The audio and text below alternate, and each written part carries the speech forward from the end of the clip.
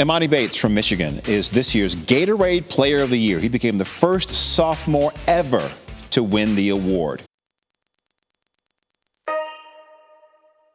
Emoni James Wayne Bates, born January 28, 2004. Today's feature is a player that I shouldn't be writing about on a page like this, who in just January 2019 was on the cover of the biggest sports magazine possibly to ever exist in Sports Illustrated, calling him next in line. Born for this was the caption beside Bates, as names like Michael Jordan, LeBron James, and Magic Johnson placed underneath, as if to crown the beginning of what was supposed to be the new NBA superstar in the making. He was just 15 years old. At that point, I don't think anyone scoffed at him being placed on the cover, nor compared to the likes of all-time great players, because by then, the new age media machine of Instagram and the almighty YouTube had for years held him up as what's next, especially when it comes to comparisons to Kevin Durant.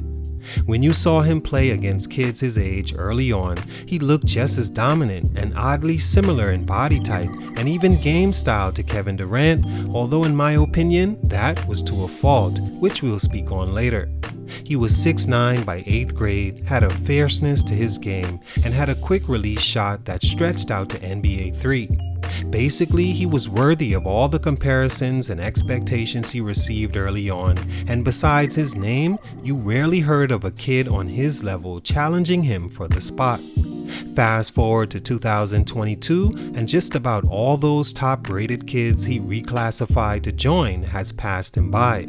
He's finished one of the most disappointing seasons a top prospect had maybe ever, at least in a long time, and has recently left Memphis to join one of the worst teams in college basketball in Eastern Michigan, who haven't reached the NCAA tournament since 1998. When asked his reason for selecting Eastern Michigan, Bates replied, because he just wants to win. The most common answer any athlete has ever used on all levels and all sports. The thing is, no one expects Emoni Bates to win at Eastern Michigan and turn the program around for as long as he's there. At this point, I don't think most even know what to expect from Bates, as he has no other choice but to perform well and give those NBA scouts who are easily convinced by high school allure and highlight tapes a small reason to recommend his name to their teams. Emoni could lose all but 5 games this season, average 25 points, and he'll for sure be drafted, all because he's too good a story to pass up whether he rises or falls in the NBA. Should he make the league and play well early, it could be the biggest story out, and the start to giving him the confidence he needs to capitalize on his potential. But if he isn't drafted, or makes the NBA and fail, he could become this era's tale of what not to do when managing potential. Hopefully this story is too soon, but the way it looks with Emoni Bates the player and the movements made on his behalf in critical times in his career, this could be long overdue. What happened to the next Kevin Durant, Emoni Bates? Let's talk about it. It's your boy JC Stunted Growth. Let's get it, man. Take a minute to like, subscribe, and comment on who I should do next. You can also send a super thanks by clicking the button below. Enjoy the video. Emoni Bates is a 6'9" forward from Ann Arbor, Michigan that since 3 years old wanted to be a basketball player. From the 6th to 7th grade, he grew from 6'2" to 6'6" and began playing against older players because he would often dominate his age group. In the 7th grade, he averaged 46 points a game as the news stories began to be written about him being poised to be a standout of the 2022 class. In the first questionable move of his career, his father takes him out of school for his 8th grade year to train individually. Moves like this were ultimately the detriment to Emoni Bates at this point, as if he looks like anything, it's underdeveloped. Stunt number 1, another questionable move. I remember seeing an interview Gilbert Arenas did with Kyrie Walker, where Walker was explaining to Gil why he took his senior year off to train for the NBA, and I couldn't be more appalled by Walker's thinking and also the guidance Gil gave him, reaffirming what he did was the right move. In hindsight, it wasn't.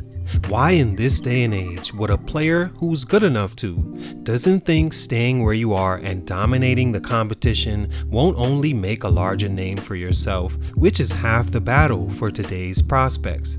Your high school reputation is as important as it's ever been, with things like YouTube and social media at your disposal. If you're good enough to say, "I'm too good to play with these guys," you should stay and dominate those guys and receive all the awards and accolades while you're there, making your 1 year removed from high school a red carpet into the NBA. Before Emoni Bates would have the choice Kyrie had, his father made a crucial mistake to remove his son from his high school team after his sophomore season. In those freshman and sophomore years, Bates was creating quite the resume. He won a state championship as a freshman, leading his Lincoln team with 28 points and 10 rebounds and being named the Michigan Gatorade Player of the Year. As a sophomore, Bates entered after having Sports Illustrated's piece done on him, and all signs he could fulfill their prophecy of next up were right in line. That year, he managed to be even better, winning the National Player of the Year, becoming the first sophomore boy to win the award in history. He averaged 32 points and 9 rebounds per game, and then his father decides to remove him from that electric path straight to the NBA's arms and place him in a different school. One that was created by his father for Emoni Bates to have the ball even more than he was already commanding, also for Elgin Bates to have complete control. But this is where Emoni's growth just stopped. The team only played 10 games all season, and Emoni averaged his worst totals in his high school career. No coach challenged him, his teammates weren't good enough to, which left Bates with the ball on every possession, just doing what he felt like with the ultimate green light and not having to think the game or better his skills of creating for others, nor knowing what to do in big game pressured situations.